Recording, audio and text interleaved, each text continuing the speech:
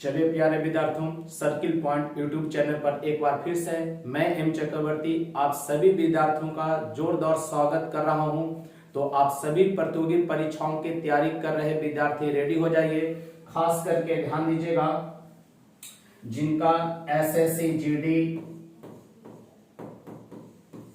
Railway group D, Bihar police,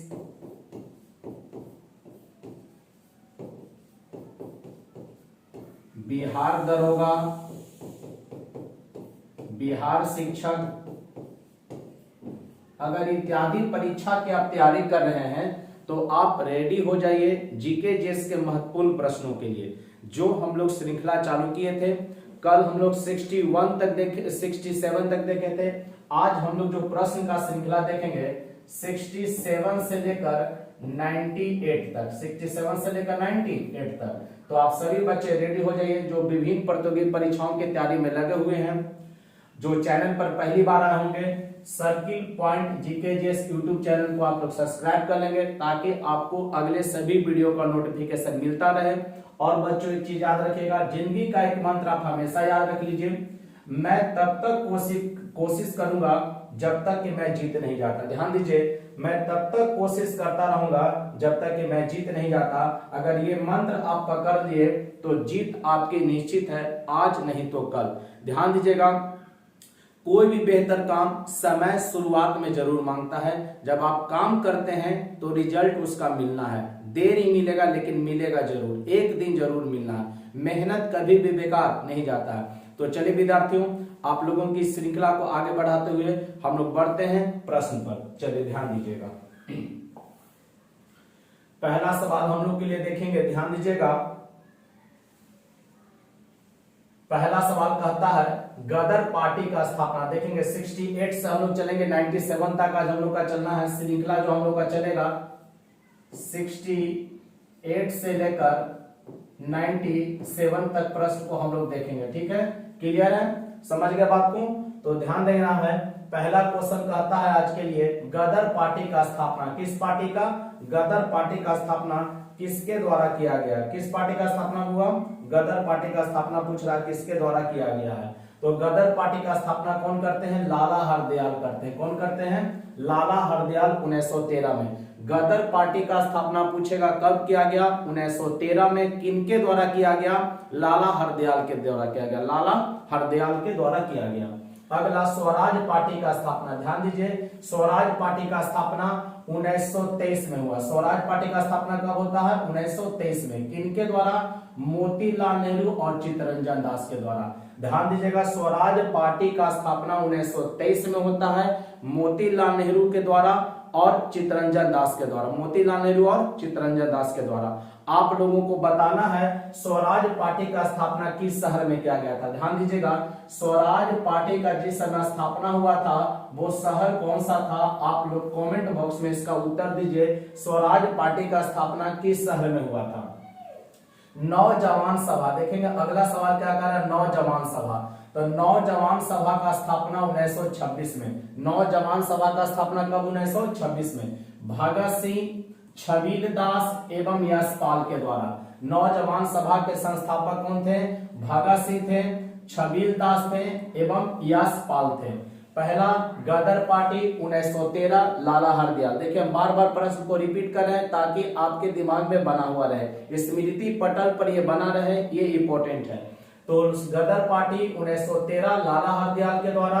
Swaraj party ध्यान देंगे 1923 में। 1923 मोतीलाल नेहरू और चित्तरंजन दास के द्वारा। ठीक है, आपसे क्वेश्चन पूछेगा अभी कि स्वराज पार्टी का स्थापना कहाँ हुआ था, किस शहर में हुआ था? तो इसका सही उत्तर होगा बच्चों इलाहाबाद। कहाँ होगा? इलाहाबाद में हुआ था। और इलाहाबाद का वर्तमान समय में नाम क्या रख दिया गया है? प्रयागराज कर दिया गया। क्या कर दिया गया है? प्रयागराज। आप जान रहे हैं कि 2025 में प्रयागराज में महाकुंभ लगने वाला है। क्या लगने वाला है? महाकुंभ। महाकुंभ का आयोजन कहाँ? महाकुंभ का आयोजन। आपसे पूछेगा कि महाकुंभ का आयोजन कितने शहरों में होता है। ध्यान दीजिएगा, आप लोग के लिए एक इंपॉर्टेंट बात है, महाकुंभ का आयोजन कितने शहरों में किया जाता है? ध्यान देंगे, महाकुंभ का आयोजन किसका? महाकुंभ का। लिख लीजिए, नोट कर लीजिएगा, महाकुंभ, महाकुंभ का आयोजन, महाकुंभ का आयोजन कितने शहरों में होता है? किसका? महाकुंभ का आयोजन कितने शहरों में होता है? तो इसका उत्तर होगा 4 शहर। कितना? 4 शहर में आयोजित होता है। ठीक है, पहला आपका है प्रयागराज, पहला प्रयागराज, दूसरा उज्जैन,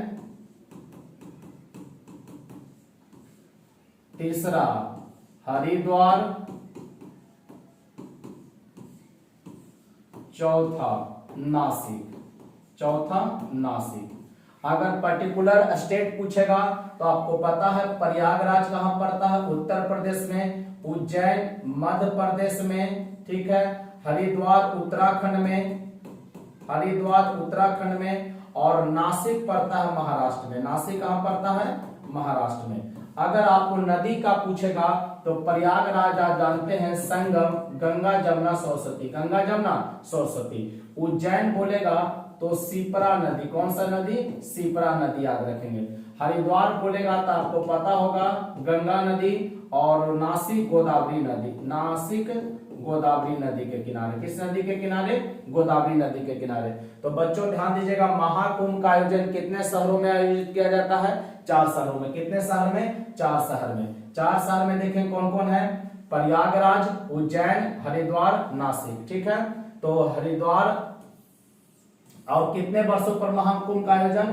प्रत्येक 12 साल पर। कितने साल पर आयोजित होता है? प्रत्येक 12 साल पर। तो 2025 में महाकुंभ कहां लग रहा है? प्रयागराज में। कहां लग रहा है? प्रयागराज में। इंपॉर्टेंट क्वेश्चन है, बन सकता है। कौन किस नदी के किनारे है ये भी आप लोग को पता होना चाहिए। चलिए अब इसी में हम लोग बढ़ते हैं अपने सवाल पर। ध्यान दीजिएगा, हम लोग का अगला सवाल लिया है फॉरवर्ड ब्लॉक का स्थापना। किसका स्थापना? फॉरवर्ड ब्लॉक का स्थापना। तब फॉरवर्ड ब्लॉक का जो स्थापना होता है 1939 में सुभाष चंद्र बोस के द्वारा। किनके द्वारा? सुभाष चंद्र बोस के द्वारा। कितना ईस्वी में? 1939 ईस्वी में सुभाष चंद्र बोस इसके गठन करते हैं। ठीक है, अगला सवाल लेता है भारतीय कम्युनिस्ट पार्टी 1920 में एम.एन. राय के द्वारा। भारतीय कम्युनिस्ट पार्टी का स्थापना कब होता है? 1920 में। भारतीय कम्युनिस्ट पार्टी का स्थापना कब होगा? 1920 में। कौन इसके संस्थापक है? एम.एन. राय, एम.एन. राय। अगला सवाल आपके लिए लिया है चाय बोर्ड का मुख्यालय कोलकाता में है। चाय बोर्ड का मुख्यालय कहां है? कोलकाता में। इसका गठन हुआ था 1 अप्रैल 1954 को। चाय बोर्ड का मुख्यालय कहां है? कोलकाता में। चाय बोर्ड का मुख्यालय कहां? कोलकाता में। और चाय को आप जानते हैं हरा सोना के नाम से जाना जाता है। कहेगा हरा सोना के नाम से किसे जानते हैं? चाय को। किसे जाना जाता है? चाय को जाना जाता है।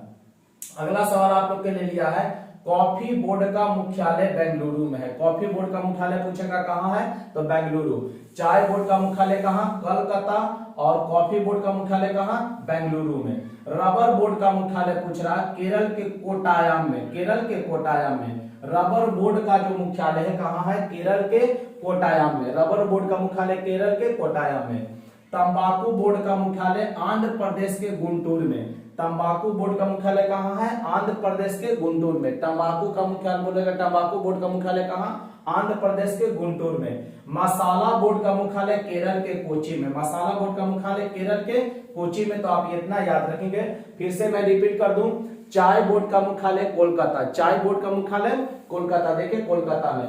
कॉफी बोर्ड का मुख्यालय बेंगलुरु। कॉफी बोर्ड का मुख्यालय बेंगलुरु। रबर बोर्ड का केरल के कोट्टायम में। रबर बोर्ड का केरल के कोट्टायम में। तंबाकू बोर्ड का पूछेगा आंध्र प्रदेश के गुंटूर में। आंध्र प्रदेश के गुंटूर में। मसाला बोर्ड का मुख्यालय केरल के कोची में। केरल के कोची में। अब देखेंगे विटामिन के बारे में रासायनिक नाम है और कौन किसमें घुलनशील होता है। चलिए बच्चों इसको हम लोग देखते हैं थोड़ा बेहतर तरीके से। एग्जाम के लिए काफी महत्वपूर्ण है, आप लोग इस बात को ध्यान में रखिएगा। ठीक, चलिए ध्यान दीजिएगा। अब सबसे पहले देखते हैं विटामिन 2 जगह घुलनशील होता है। कितने जगह? 2 जगह। एक होता है वसा में और एक होता है जल में। ठीक है, विटामिन कितने जगह घुलनशील होते हैं?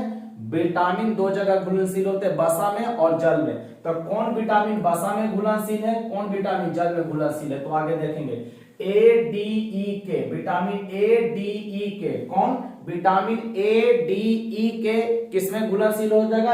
वसा में। किसमें? वसा में। ध्यान दीजिएगा, ए डी ई के किसमें? वसा में।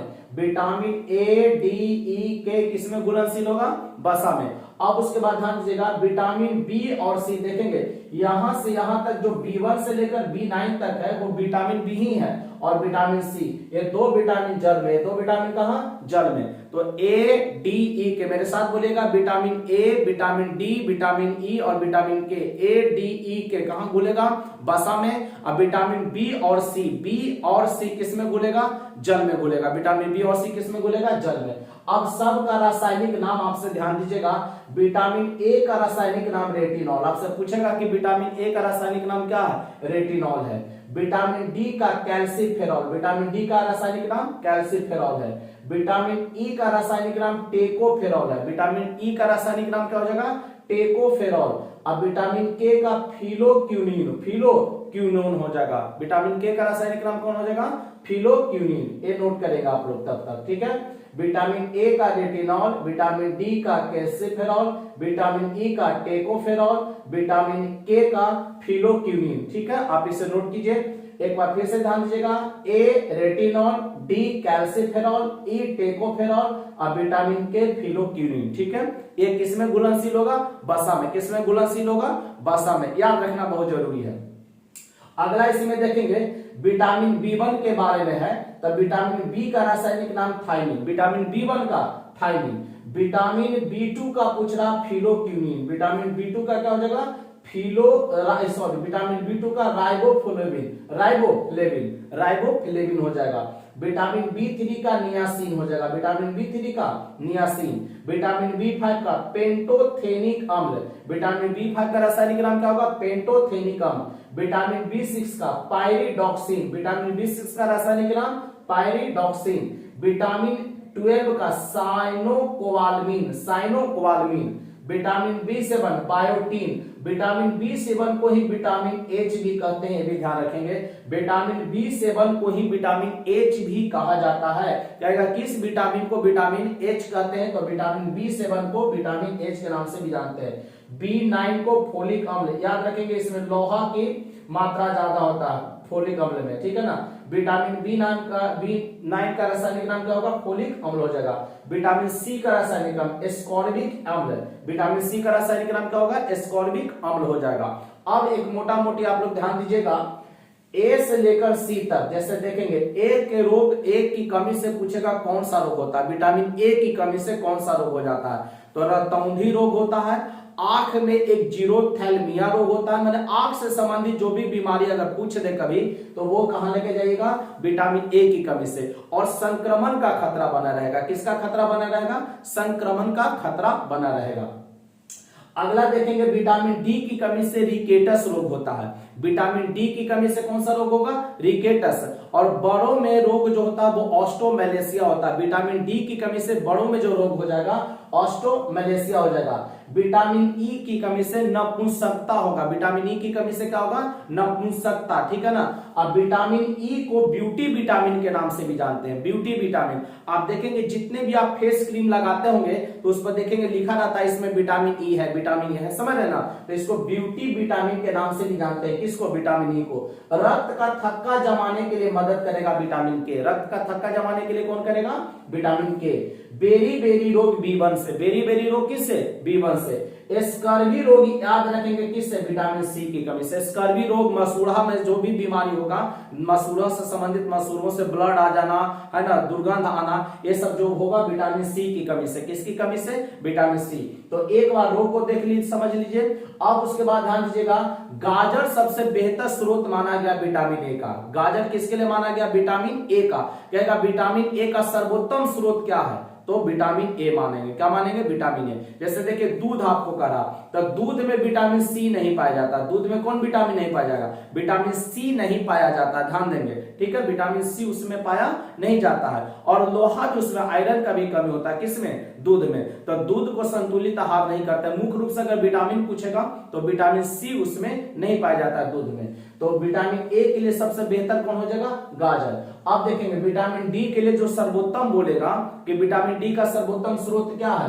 तो विटामिन डी का सर्वोत्तम स्रोत सूर्य का प्रकाश हो जाएगा। क्या हो जाएगा? सूर्य का प्रकाश, मछली का तेल, ठीक है ना, मछली का लीवर, ये सब विटामिन डी के लिए सर्वोत्तम स्रोत हो जाता है। विटामिन ई का सर्वोत्तम स्रोत बोलेगा तो अंकुरित जितना भी अनाज है, चना है, मूंग है, ठीक है ना, अंकुरित जितना भी अनाज है विटामिन ई का सर्वोत्तम स्रोत है। ठीक है, अब पूछेगा विटामिन सी, ध्यान दीजिएगा, तो विटामिन सी के लिए जो सर्वोत्तम स्रोत माना गया है वो खट्टे पदार्थ, खट्टे जैसे आंवला, संतरा, सेब, ठीक है ना, जो खट्टा जितना भी फल है, रसदार फल है, उसमें विटामिन सी, लेकिन आंवला सबसे बेहतर है, आंवला सबसे बेहतर है। तो उम्मीद करता हूं ए डी ई के किसमें? वसा में, बी सी जल में, बी सी किसमें? जल में। विटामिन B7 को BH, विटामिन H भी कहा जाता है। क्या कहा जाता है? Vitamin H। एक बार इसको आप बेहतर तरीके से देखेंगे, याद कर लीजिएगा कौन किसका रासायनिक नाम है, एग्जाम में पूछता है। ठीक, आगे हम लोग बढ़ते हैं।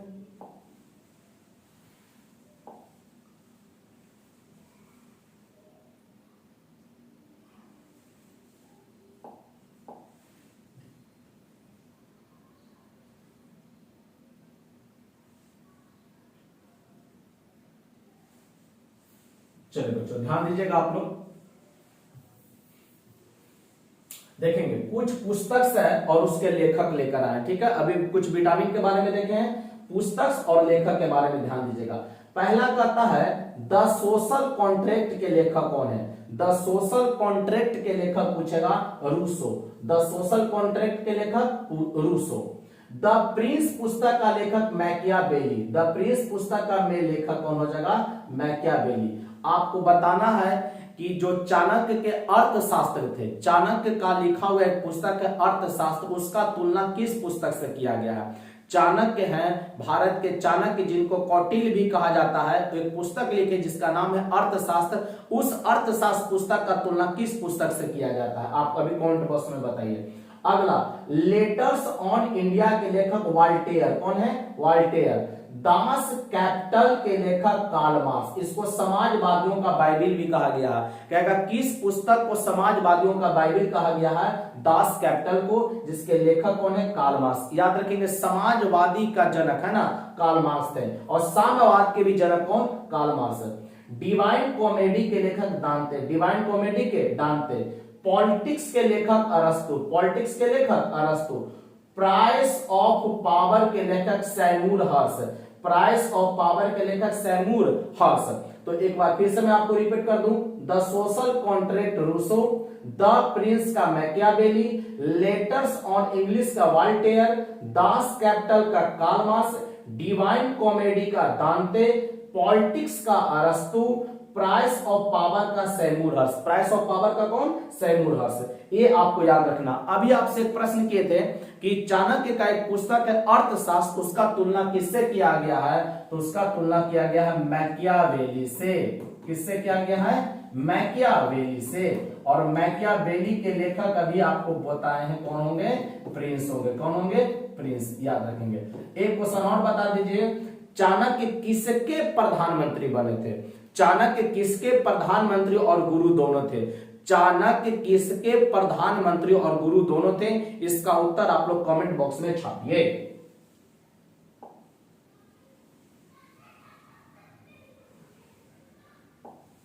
देखेंगे अब प्रथम विश्व युद्ध के बारे में कह रहा है। किसके बारे में? प्रथम विश्व युद्ध के बारे में। तो आपको पता होना चाहिए प्रथम विश्व युद्ध चला था 1914 से 1918 तक।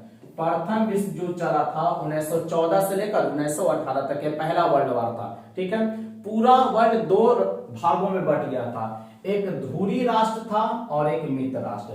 पूरा वर्ल्ड कितने भागों में बटा हुआ था? धुरी राष्ट्र और मित्र राष्ट्र। ध्यान दीजिएगा, धुरी राष्ट्र का नेतृत्व जर्मनी कर रहा था। धुरी राष्ट्र का नेतृत्व कौन कर रहा था? जर्मनी। और धुरी राष्ट्र में कौन कौन था? जर्मनी, ऑस्ट्रिया, हंगरी, तुर्की, बुल्गारिया, इटली। ये किसमें थे? धुरी राष्ट्र में थे। मित्र राष्ट्र में ध्यान देंगे इंग्लैंड, जापान, अमेरिका, रूस, फ्रांस।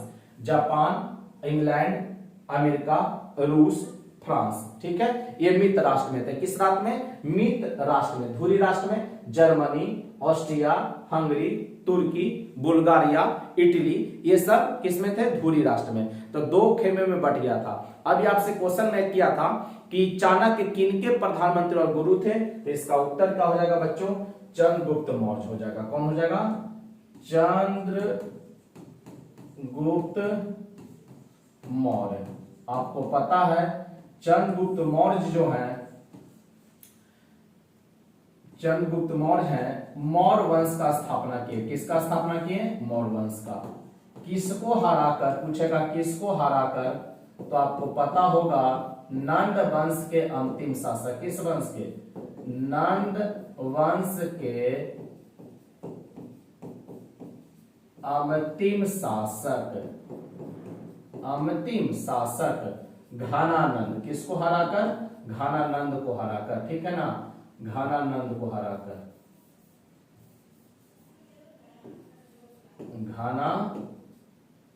घनानंद को हराकर, ठीक है, घनानंद को हराकर। तो चंद्रगुप्त मौर्य के जो प्रधानमंत्री का नाम था वो चाणक्य था। मौर्य वंश का स्थापना कौन किए? चंद्रगुप्त मौर्य। किसको हराकर? तो नंद वंश के अंतिम शासक घनानंद को हराकर। घनानंद के पास बहुत बड़ी सेना थी, ये भी आपको पता होना चाहिए। चलिए अगला पॉइंट हम लोग देखते हैं। अब कहता है ऑस्ट्रिया, जर्मनी एवं इटली के बीच त्रिकूट का निर्माण कब हुआ था? तो 1882 में। क्वेश्चन बहुत बढ़िया है। जब प्रथम विश्व युद्ध चला था उस समय त्रिकूट का निर्माण हुआ था। किसके बीच? ऑस्ट्रिया, जर्मनी एवं इटली में। कब हुआ? तो 1882 में। कब त्रिकूट का निर्माण हुआ था? तो 1882 में। प्रथम विश्व युद्ध ध्यान दीजिएगा 14 जुलाई 1914 से 11 नवंबर 1918 तक। प्रथम विश्व युद्ध कब से कब तक चला था? 14 जुलाई 1918 से 11 नवंबर 1918 तक। 14 नवंबर 1914 से 11 नवंबर 1918 तक चला था। क्लियर है? चलिए आगे बढ़े। बहुत अच्छा सवाल आ गया, ध्यान दीजिएगा। कहता अंतरराष्ट्रीय न्यायालय की स्थापना 1945 में। इसका मुख्यालय द हेग, नीदरलैंड की राजधानी है। द हेग कहां की राजधानी? नीदरलैंड की राजधानी है, ठीक है। नीदरलैंड की राजधानी पूछेगा कहां? तो द हेग है। क्लियर? तो अंतरराष्ट्रीय न्यायालय का स्थापना कब हुआ? 1945 में। अंतरराष्ट्रीय न्यायालय का स्थापना कब हुआ? 1945 में। न्यायाधीश की कुल संख्या कितना होता है? 15। न्यायाधीश का कुल संख्या कितना होता है? 15। कार्यकाल 9 वर्ष का। अंतरराष्ट्रीय न्यायालय के जो न्यायाधीश होते हैं उनके कार्यकाल कितने? 9 वर्ष का। कितने होता है? 9 वर्ष का। अंतरराष्ट्रीय न्यायालय के जो न्यायाधीश होंगे उनका कार्यकाल कुल कितना समय का होगा? 9 वर्ष का होगा। आपको अभी बताना है कि भारत के सर्वोच्च न्यायालय के मुख्य न्यायाधीश का कार्यकाल कितने समय का होता है। भारत के सर्वोच्च न्यायालय के मुख्य न्यायाधीश का कार्यकाल कितने समय का होता है? क्वेश्चन कमेंट बॉक्स में आप लोग बताइए इसका उत्तर, ठीक है। अंतरराष्ट्रीय न्यायालय का स्थापना 1945, मुख्यालय द हेग। न्यायाधीश की कुल संख्या कितना होता है? 15 होता है। और कार्यकाल इनका पूछेगा तो कितना? 9 साल। कितना? 9 साल। आधिकारिक भाषा पूछेगा तो फ्रेंच और अंग्रेजी। फ्रेंच और अंग्रेजी कहेगा। अंतरराष्ट्रीय न्यायालय का जो आधिकारिक भाषा है वो कौन सी है? फ्रेंच और अंग्रेजी है, ठीक है। अब देखेंगे 1 अप्रैल 1936 को, 1 अप्रैल 1936 को बिहार से कौन अलग हो जाता? उड़ीसा। कहेगा बिहार से उड़ीसा कब अलग हुआ? ध्यान दीजिएगा आप लोग। आज सबसे पहले समझिएगा बंगाल विभाजन से हम आपको ले चलते हैं। बंगाल विभाजन,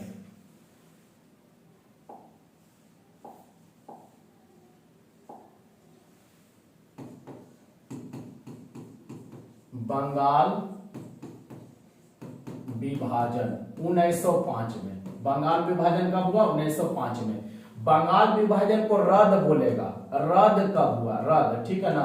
तो 1911 में। 1911 में। इस समय लॉर्ड कर्जन का शासनकाल था। किसका शासन का? Lord Curzon. इस समय लॉर्ड हार्डिंग द्वितीय, लॉर्ड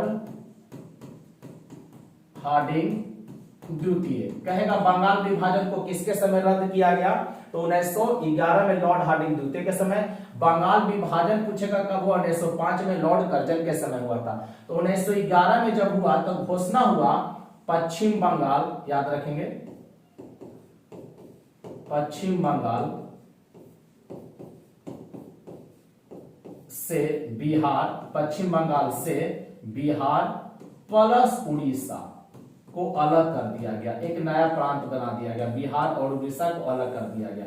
किससे अलग कर दिया गया? पश्चिम बंगाल से अलग कर दिया गया 1911 में, ठीक है। 1911 में घोषणा, अलग तो ऐसे 1912 में, डेट 1912 में बिहार अपना स्थापना दिवस 22 मार्च को मनाता है। अब इस बिहार से उड़ीसा जो अलग हो जाता है 1 अप्रैल 1936 को, 1 अप्रैल 1936 को बिहार से कौन अलग हो गया? उड़ीसा। अब इसी बिहार से झारखंड, ध्यान दीजिएगा बउआ, कौन? झारखंड। झारखंड अलग होता है 15 नवंबर 2000 ईस्वी, 15 नवंबर 2000 ईस्वी को अलग होता है। क्लियर है? और अभी हम आपसे पूछते हैं सर्वोच्च न्यायालय के मुख्य न्यायाधीश का कार्यकाल। तो सर्वोच्च न्यायालय के मुख्य न्यायाधीश का कार्यकाल कोई फिक्स नहीं है कि 2 साल, 3 साल, 4 साल, उम्र सीमा फिक्स है 65 वर्ष की आयु तक। याद रखिएगा, बहुत ही इंपॉर्टेंट क्वेश्चन एग्जाम में पूछा हुआ। सर्वोच्च न्यायालय के लिए बोलेगा तो 65 वर्ष, और हाई कोर्ट के लिए बोलेगा तो 62 वर्ष। याद रखेंगे, हाई कोर्ट के लिए कितना? 62 वर्ष। हाई कोर्ट वाले के लिए 62 वर्ष, और सुप्रीम कोर्ट वाले के लिए कितना? 65 साल आप रिटायरमेंट याद। और अंतरराष्ट्रीय न्यायालय के लिए 9 वर्ष, अंतरराष्ट्रीय न्यायालय के लिए 9 वर्ष। ठीक है, क्लियर? चलिए तो ध्यान देंगे। तो 1 अप्रैल 1936 को, 1 अप्रैल 1936 को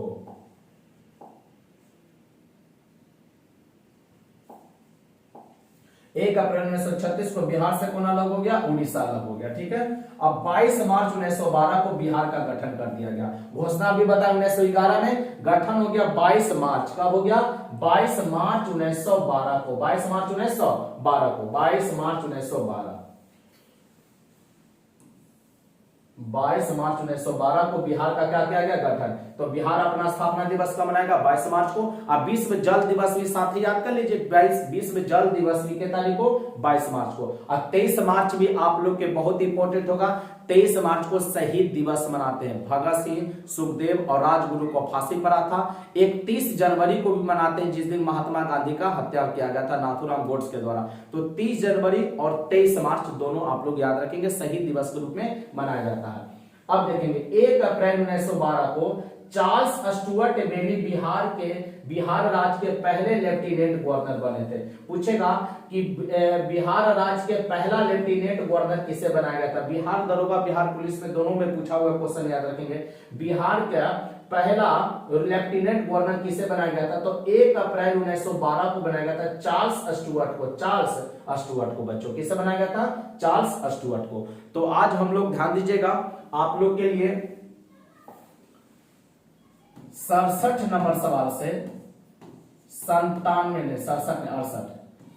नंबर सवाल से 97 नंबर प्रश्न तक आप लोग के लिए देख लिए। तो जो भी बच्चे एसएससी जीडी के लिए तैयारी कर रहे हैं ध्यान दीजिएगा,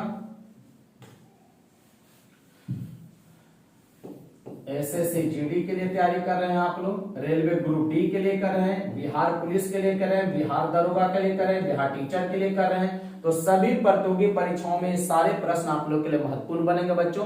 तो आज की क्लास को हम यहीं तक समाप्त करते हैं, मिलते हैं कल अगले क्लास में। तब तक के लिए बेस्ट ऑफ लक, जय हिंद, वंदे मातरम। मुस्कुराते रहिए, आप अपने रिवीजन को मजबूत करिए, क्योंकि आपकी तैयारी आपके परिश्रम को 4 गुना लगा देगा, 4 चांद लगा देगा उसमें, क्योंकि मेहनत का होगा कोई विकल्प नहीं है, मेहनत का कोई दूसरा और रास्ता आपके पास है भी नहीं। अगर आप चाहते हैं सरकारी नौकरी तो जुड़िए हमारे साथ, मिलते हैं कल नए टॉपिक के साथ। तब तक के लिए जय हिंद, जय भारत, बेस्ट ऑफ लक, मुस्कुराते रहिए, पढ़ाई को करते रहिए।